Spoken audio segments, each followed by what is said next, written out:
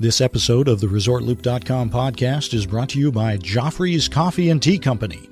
Joffrey's is proud to be the official specialty coffee of Disney. Enjoy drinks and pastries at Joffrey's kiosks throughout the parks and check out the Disney Specialty Coffee Collection only at Joffreys.com. Please stand clear of the doors. Por favor, manténganse alejado de las puertas. As you enter, please slide across the seat to allow room for those who may follow. And please be sure your hands and legs are away from open doors. Thank you. Hey,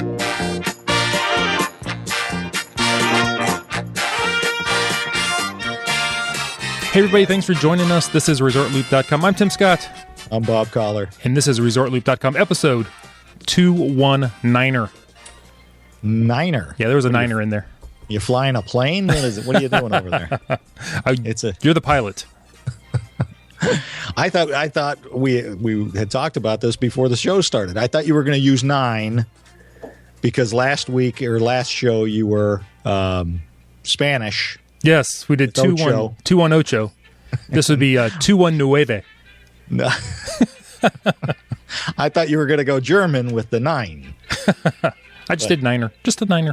All right, whatever. Roger on that. Anyway, Tim. Yes. What, there's been a lot of stuff going on down at Disney. Last weekend was a crazy weekend down there. Sounds like it was crazy fun. It was the big 24-hour event.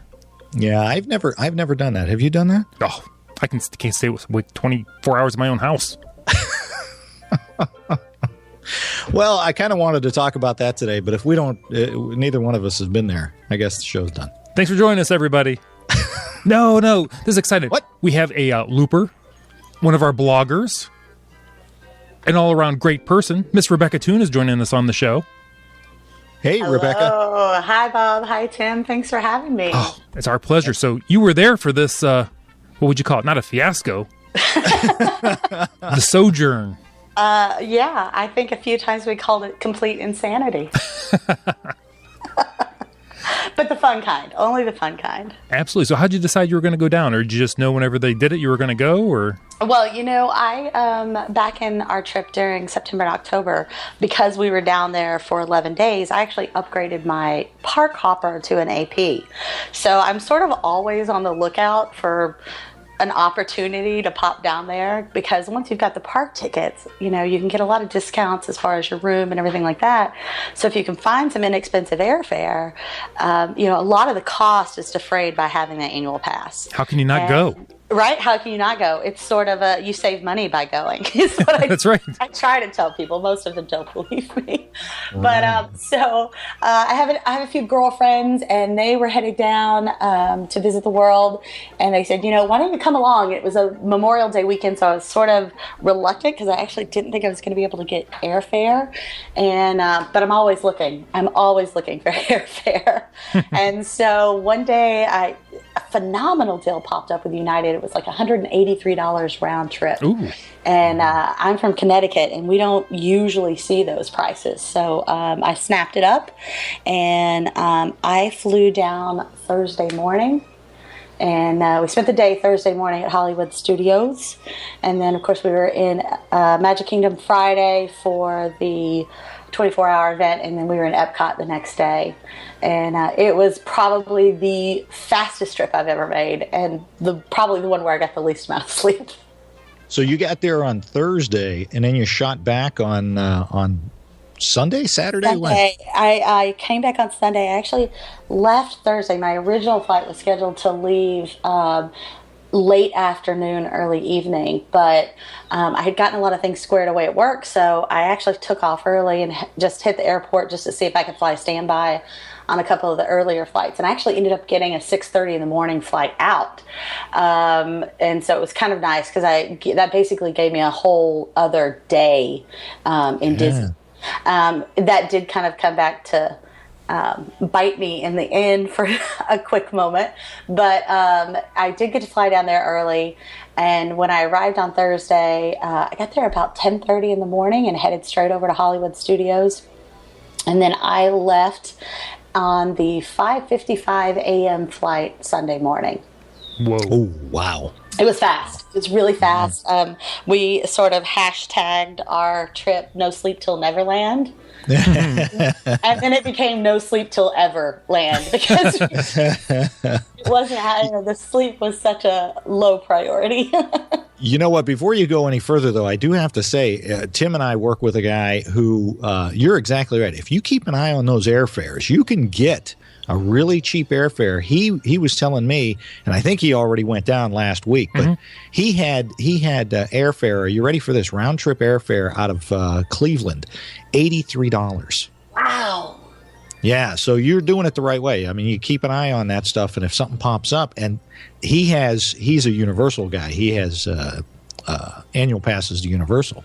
So, but yeah, if you've got an annual pass, why wouldn't you shoot down for less than $100? And one of the interesting things, and I've heard rumors about this, but I've never experienced it. But one of the things I experienced this particular trip with the airfare was I actually I usually fly out of JFK or LaGuardia because that's pretty close, and there's always a lot of flights going out of there. But Hartford, Connecticut's actually really close to us as well. And so the flight that I actually ended up taking went from Hartford to JFK on to Orlando. Oh, wow. Which was fine. Yeah. But as I was booking it, he said, why don't you skip the Hartford part and I'll just take you straight to JFK.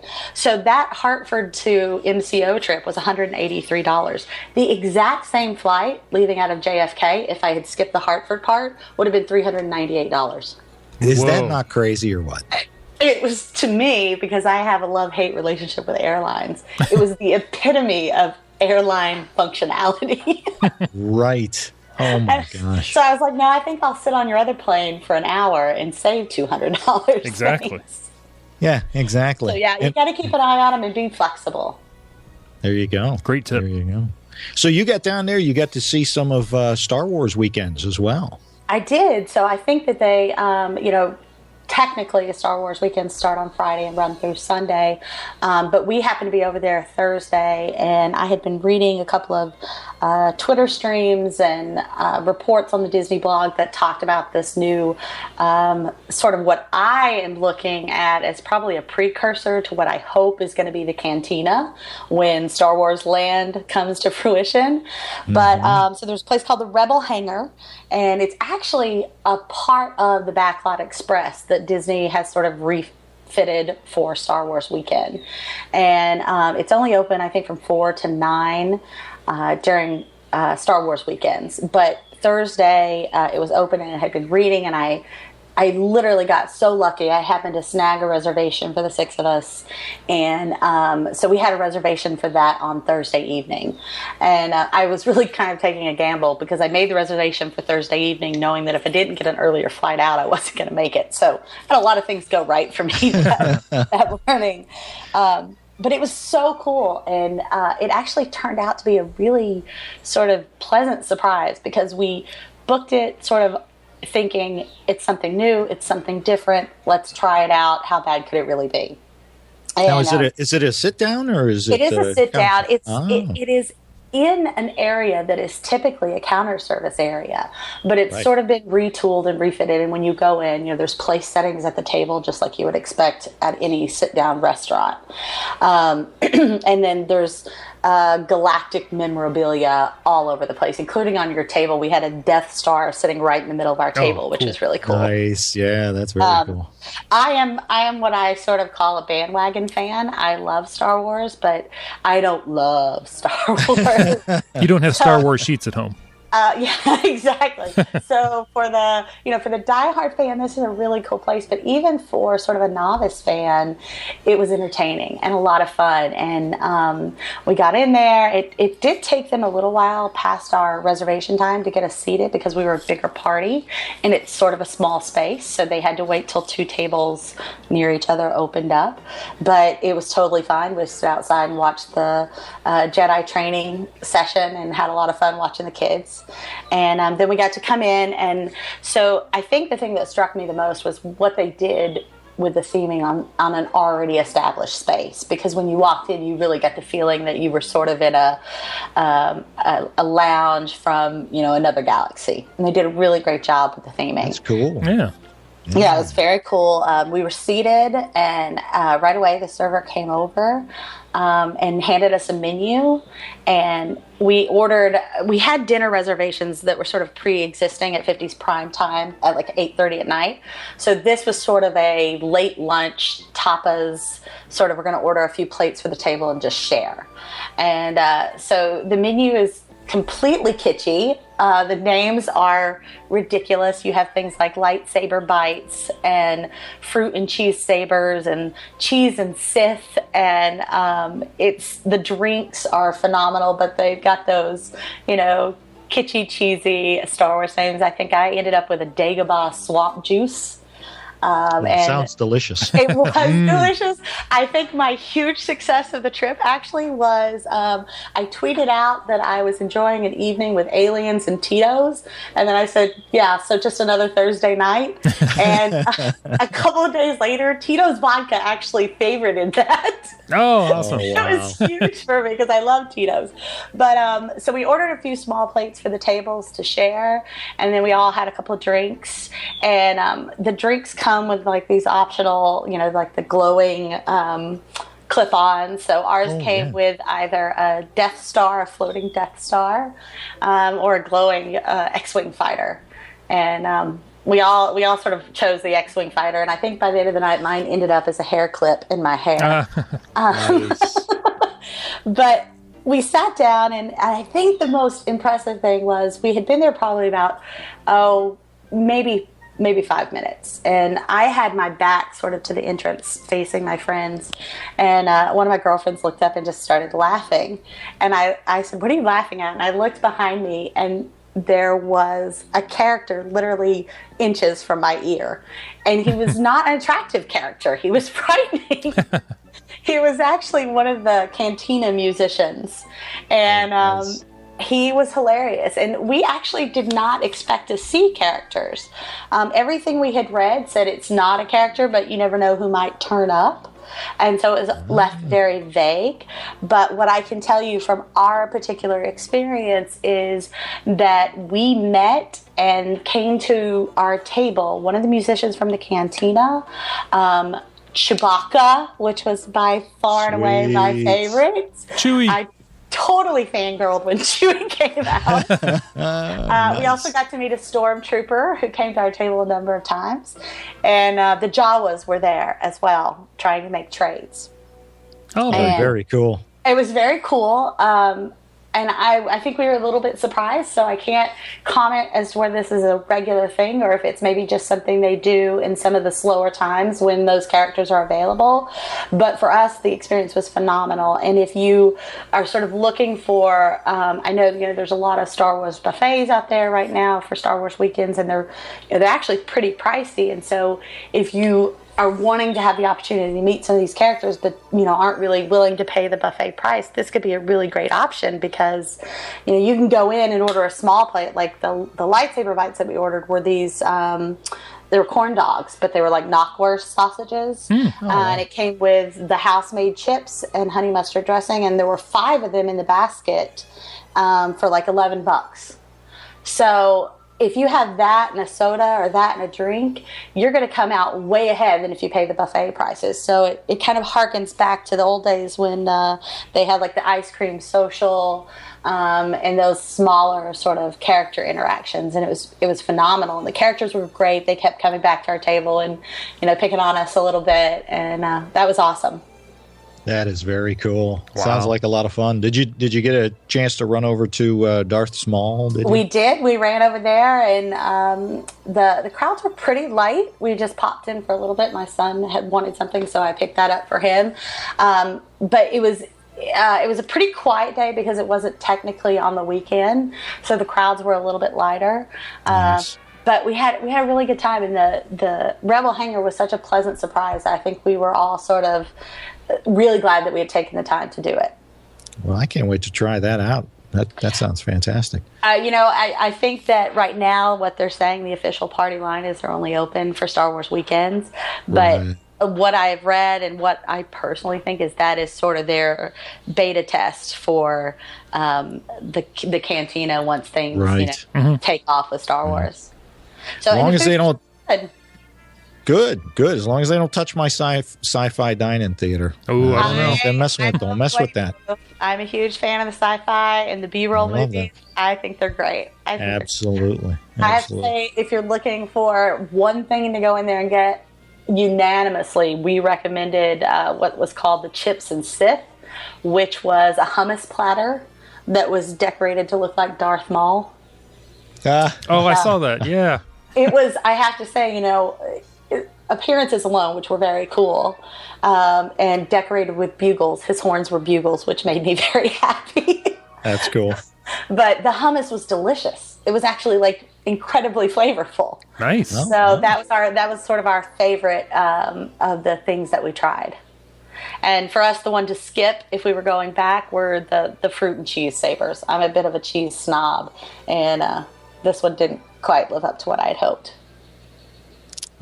So Tim, you're allowed to eat fruit and vegetables. I don't. They don't serve that in Ohana's, do they? No, they don't. I'm not familiar with fruit and vegetables, so I don't know what she's talking about. That's the stuff in the refrigerated area of the grocery store. That's that stuff that my wife and daughter eat. Not Right. There you my son. go. Gotcha. So Okay. probably something you'd be more familiar with is for dessert, we ordered a trio of cupcakes. Oh, heck yeah. Ooh, yeah. There you go. And so there were 3 cupcakes. There was a mini Darth Vader one, a mini Jabba the Hutt, and then a mini Yoda. And they're all different flavors, and they're actually served in a Han Solo in carbonite box. Oh, how cool. Hey. You get to take the carbonite box home. Oh. And so we ordered a couple of those so that we had enough to distribute to the people who wanted to take them home with them. That's awesome. But the cupcakes were delicious. Was one better than the other? Or they all just great? I personally like the dark side. I was a Darth Vader. Okay. It was chocolate and peanut butter. Okay. But we also had the Jabba the Hutt one a couple of times at Starring Rolls. We had the full-size version of it at Starring Rolls, and then we had the mini version of it, and it's a salted caramel one. And it was also really good. It just looks a little Jabba the Hutty. Yes. All over the place. It was sort of all over the place. So one thing that I would say to note is and I feel like most people know this, but I was surprised that several of the people at my table didn't. But if you order the drink and you get the X-Wing fighter or the glow cube is always extra, and it'll cost you about $5. So just be mentally prepared for that whole drink to cost you about $15. Ooh. Yeah. Ooh. So no chance of me becoming an alcoholic in Disney. No. All right, so let's move on to the big 24-hour event. How kind of walk us through? How did that go for you? Yeah, how'd you start off? Very tired. You started tired? Oh, Wait my. a minute. Did. So, of course, I had been up quite early to try and catch the early flight on Thursday. We were out until after 11 that night because we were at Hollywood Studios, and we shut down Primetime Cafe at the end of the night.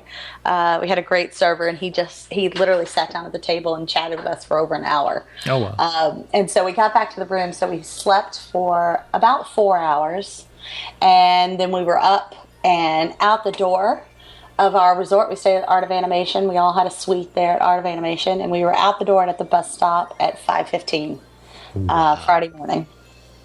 And Nice. About 5:30, we had still not seen a bus, and we kind of, you can kind of gauge how long it's been since a bus has been there by how many people are waiting in the queue. Mm-hmm. And so we were almost to the end of the wraparound. And so we knew that there had not been a bus, but the people in front of us sort of confirmed that they had been there since 5 o'clock and not seen a bus either. So there's a lot of communication problems going on with the buses that morning. But there was a transportation manager out there, and she made a point to sort of come up to each group and say, we're sorry about the delay. We've made the phone call. They're on their way right now. We're actually sending 2 buses. So, I think problems are inevitable, but I always appreciate when they handle those with lots of communication and, action.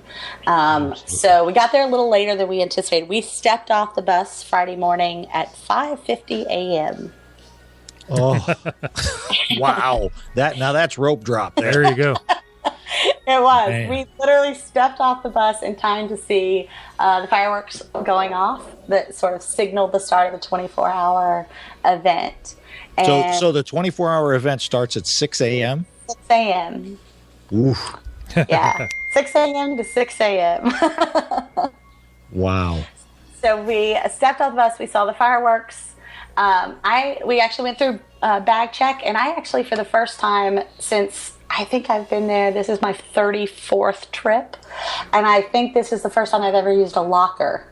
But part of the event was you could actually wear your pajamas if you wanted late into the night and go to the pajama party. And so we had all brought backpacks. I had brought a backpack with everybody's pajamas in it, so we decided we'd stuff that in a locker so we didn't have to haul it around all day. So I got in the line for a locker. Little concerned that they would be sold out by the time I got there. Oh, yeah. Really? Yeah. Because the crowds were pretty heavy right at that immediate moment, because of course it was start time, so everybody was trying to get in.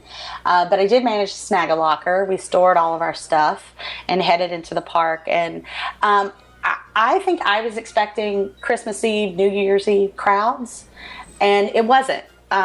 Certainly it was a big crowd, but it wasn't that shoulder to shoulder, can't go anywhere kind of crowd. It was, you still had the room to breathe and to move down Main Street. And, you felt like you had enough personal space to not, freak out. Well, that's good. Yeah. Yeah. It was. Because I think we all went, you were able to make fast passes even for the whole entire 24 hours. So like we had a Jungle Cruise fast pass for 2 a.m. So we knew that worst case scenario, we'd be on these 3 rides, but we really weren't expecting much beyond that because we really anticipated the crowds being sort of, unmanageable. And what we found, sorry, go ahead. I was just going to say, I'm sure it changed, though.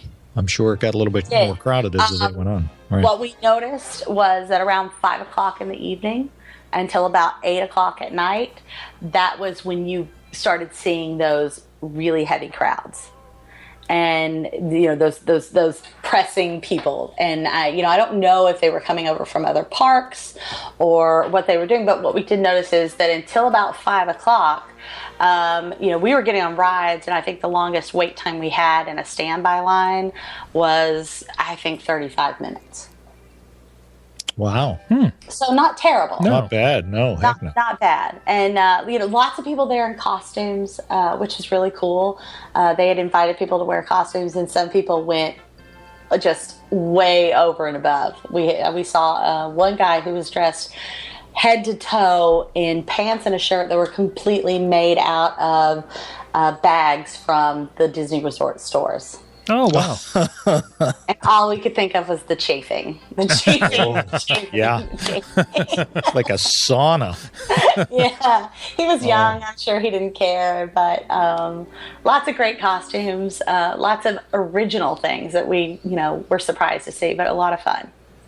Very cool. Yeah. So we head into the park. I popped over by Tomorrowland, and I got a beautiful picture of the sun coming up over Tomorrowland, which was very cool for me. I enjoyed, it's had a lot of sort of, sentiment to that picture. And then we headed over and had a Dole Whip for breakfast. Nice. Well, the picture that's got to be worth something to you because you don't typically see the sun come up. Absolutely. In the parks. Yeah, that's very cool. I actually have a series of 3 pictures. I have the sun coming up over Tomorrowland, the sun setting over by the most beautiful restrooms in Magic Kingdom, yes. and then the sun coming up again as we're leaving the park. So it was pretty spectacular, actually. That is very cool. That is. Yeah. So, we went over and visited the new Dole Whip stand, which is great, and had our Dole Whip for breakfast, got some coffee. That's like fruit, right? The Dole Whip? Well, actually, just for my own peace of mind, I had my Dole Whip and I bought a slab of pineapple just so I could say I had a balanced breakfast. There you go. And by balanced, I mean I had something in each hand. It was good. But we were headed down Main Street, and I actually saw one of the characters, and I have to give a shout out to him because I think my son's first trip to Disney World was when he was 6, and he is 22 now. And this particular cast member, somehow, some way, my son sees him every trip. And the trip is not over until my son sees him. And it's just this incredible magic of Disney.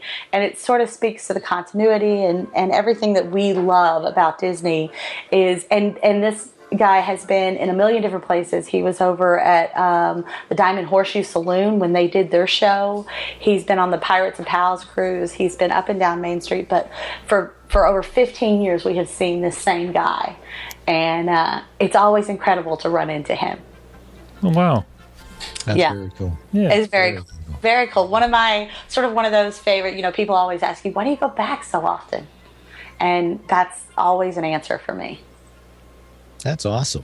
So, it was good. Now, does he remember you guys? Yeah, he remembers my son. I always have to tell him that I'm Andrew's mom. Oh. And he's like, Andrew.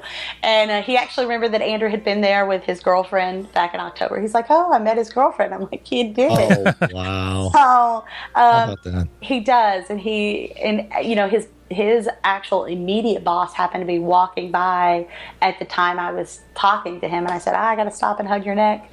And his boss happened to be walking by, and so I had the opportunity to tell her how amazing he was and how this was the reason that we come back is because we love that consistency and that tradition, and that's for us that's huge.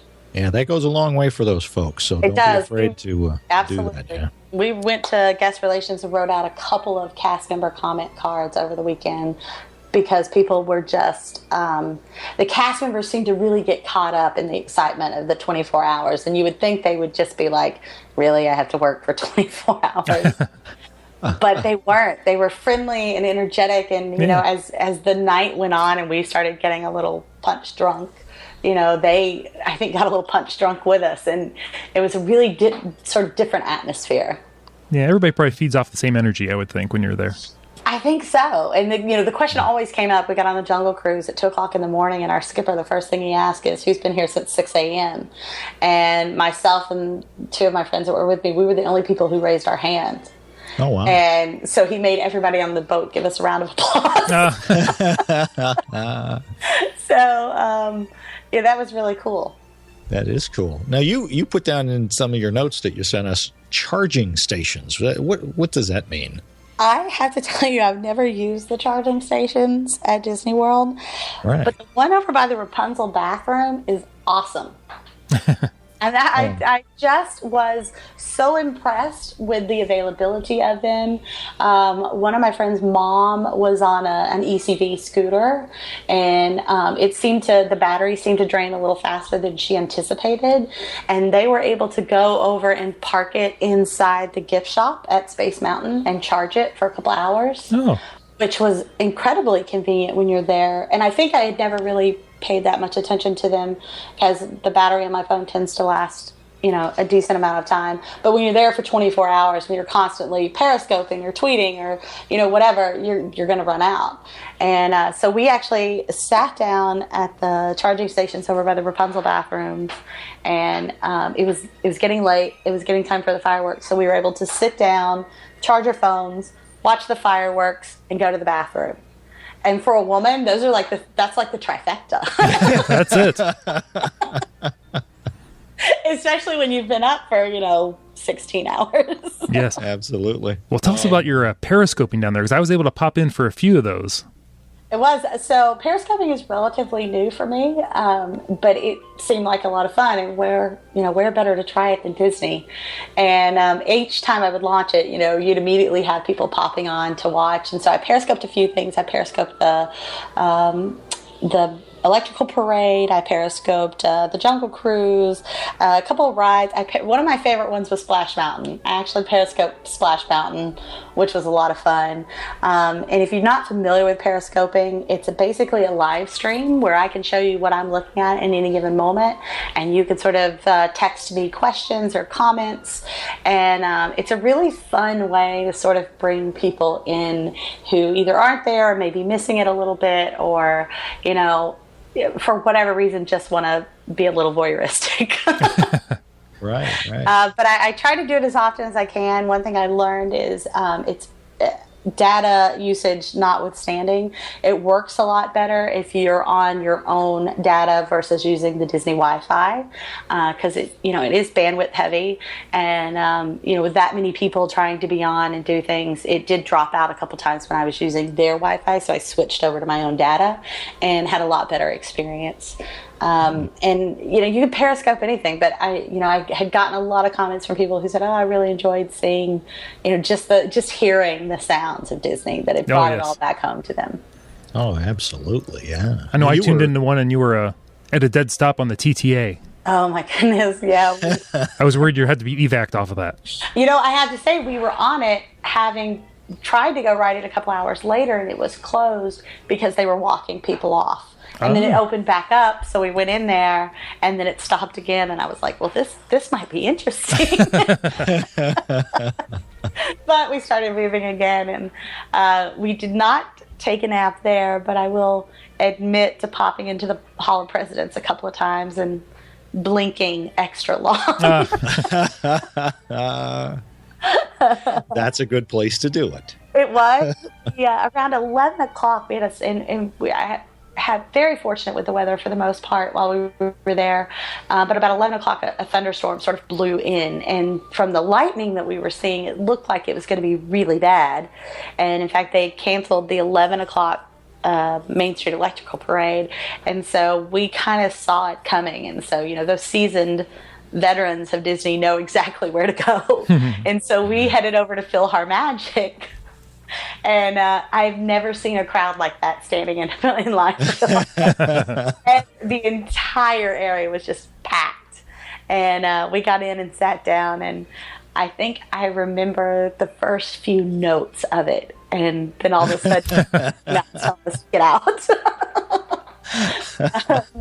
I may have drifted a little bit there. How were the crowds? How were the people? Were they starting to get a little bit grumpy toward the end, or somebody in good mood? The time was around 6 o'clock in the evening. We interacted and sort of saw more, and I attribute it to one thing. Most of those families had children who I think had been there since 6 o'clock in the morning, so the kids were sort of starting to melt down, which often causes the parents to sort of melt down, and you saw a little change in attitude. You saw the cast members sort of step up and be a little more firm than we had seen earlier in the day. They were still friendly, but you saw them take a little bit more firm, crowds need to go this way, you can't stand there, please keep moving, just to sort of keep the crowds moving and keep things fluid.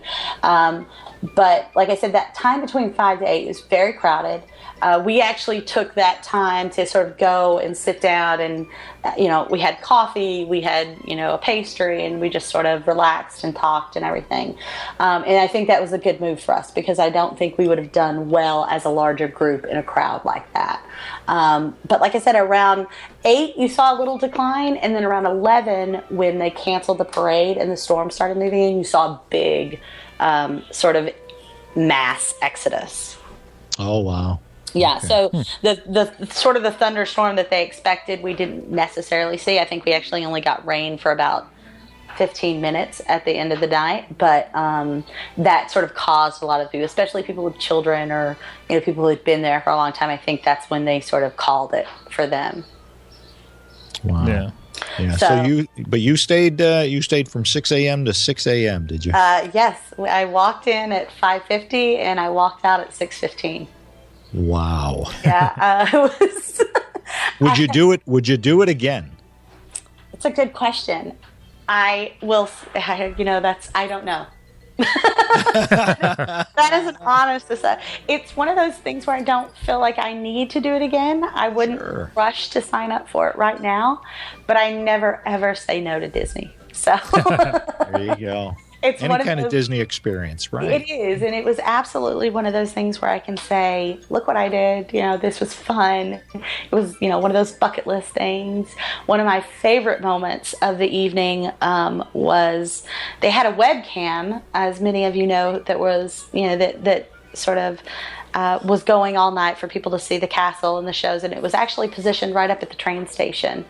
And so we would go and stand in front of the webcam, and I have a number of friends over in the UK.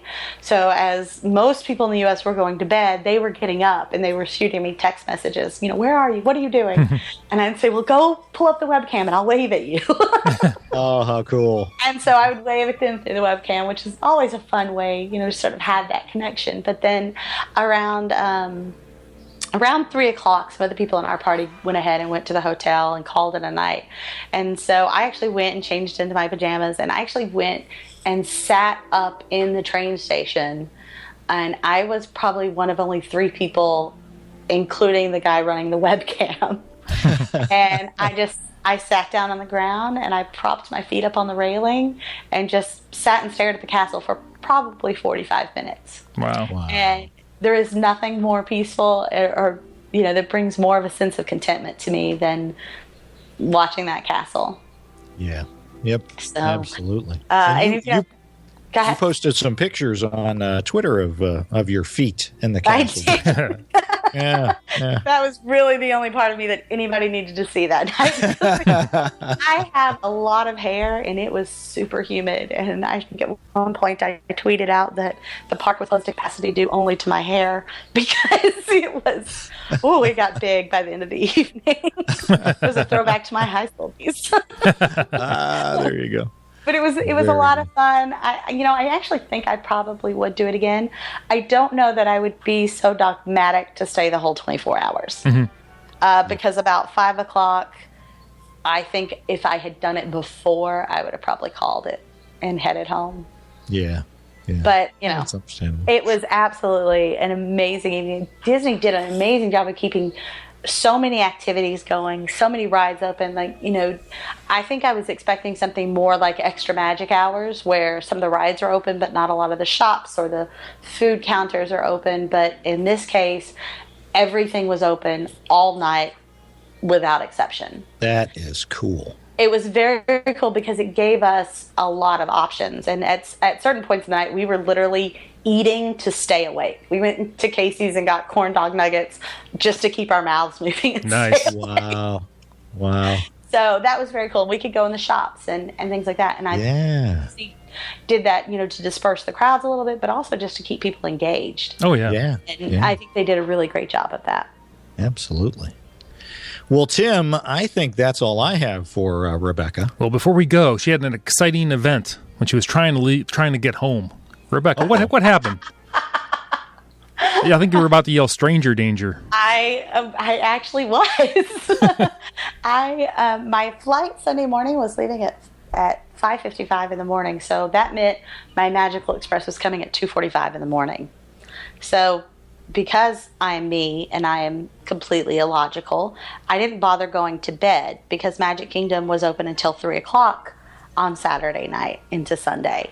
And so instead of sleeping, I just packed my bags and went back to Magic Kingdom until about 2:15. Oh, wow. And I periscoped the castle, and it was a lot of fun. And so I got back, I got my luggage, I went out in front of Art of Animation to meet my Magical Express. And my Magical Express was supposed to be at 2:45, and around 3 o'clock I still hadn't seen it. And so I knew there was another one that would probably be right behind it, but I sort of just wanted to double check that everything was okay. So, because it was sort of, deserted out there. Mm-hmm. So I got up and I was going to go head into the main office just to ask and make sure that everything was okay. And a cab pulled up, and the cab driver rolled his window down and he said, "Are you Alicia?" And I said, "No, I'm not." And he said, "Did you call for a cab?" And I said, "No, sir, I didn't." I said, "I'm actually waiting on Magical Express." And he sat there for a minute and he goes, "Okay, well, I think I'm supposed to be your ride to the airport. Get in." Oh, my. And I said, "Well, no, I'm not." I'm fine, thanks. Good call. I'm just gonna go in here and talk to them first. And please don't offer me any candy either. I went into the office, and he said, "Well, let me call my boss as well."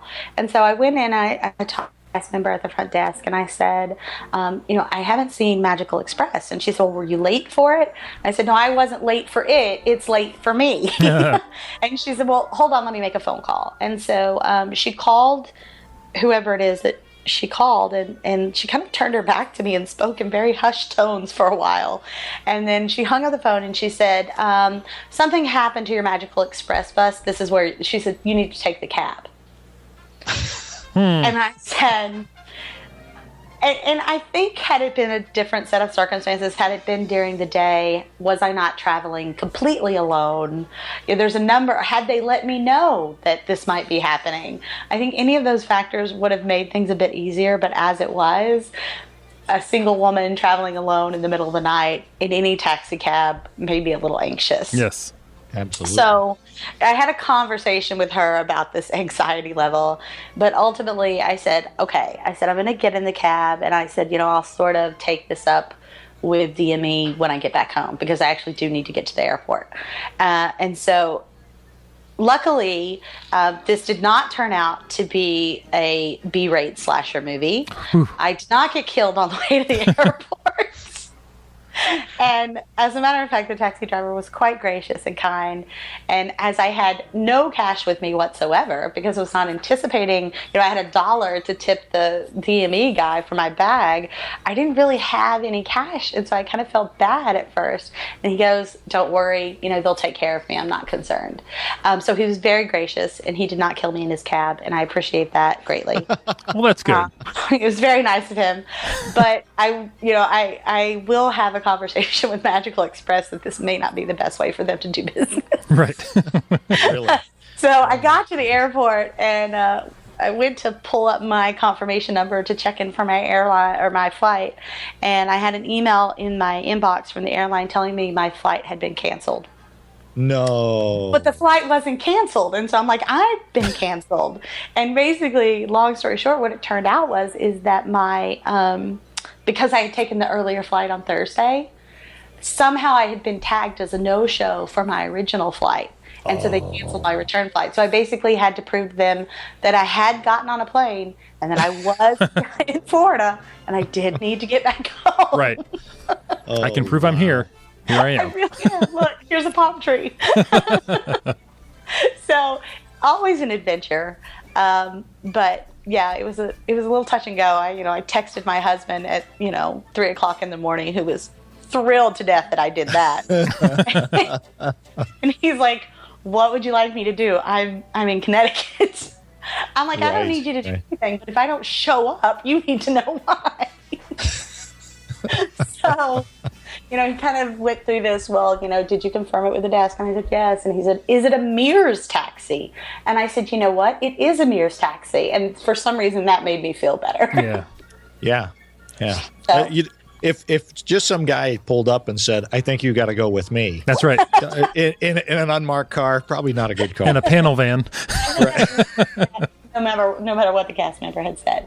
But it worked out fine. But yeah, it was an interesting sort of moment of, this may be my last trip to Disney. I'm glad it was 24 hours.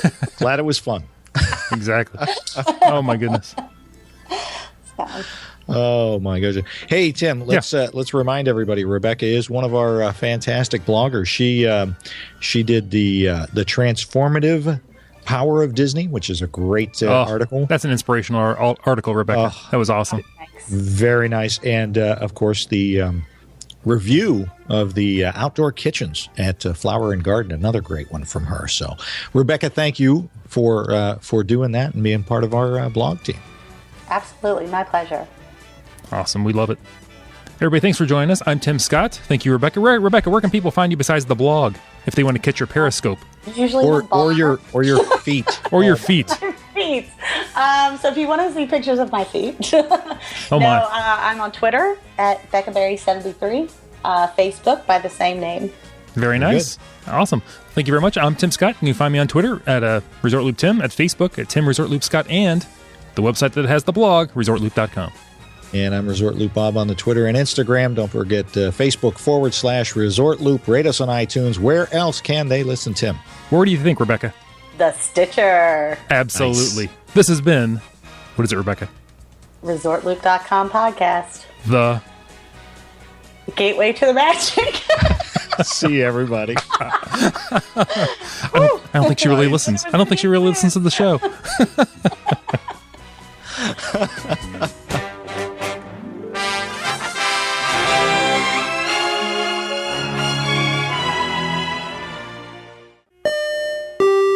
What number did you call? 249er. Did I catch a niner in there? Were you calling from a walkie-talkie?